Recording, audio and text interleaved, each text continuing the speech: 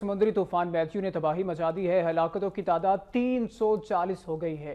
30,000 मकानात तबाह, जबकि कई शहरों में 80% इमारतें ज़मींदोज़ हो गई हैं।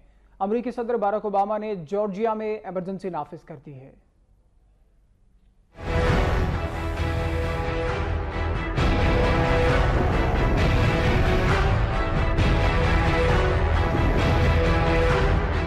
हेटी में मैथ्यू ने बड़े पैमाने पर तबाही मचा दी। हलाकतों की तादाद में तेजी से इजाफा होने लगा। जेरेमी में 80% इमारतें जमीन बोस हो चुकी हैं, जबकि जनूबी सूबे में 30,000 मकानात तबाह हो गए। सिर्फ जनूबी कस्बे रूशी अबीतेव में हलाक होने वाले अफराद की तादाद 50 है।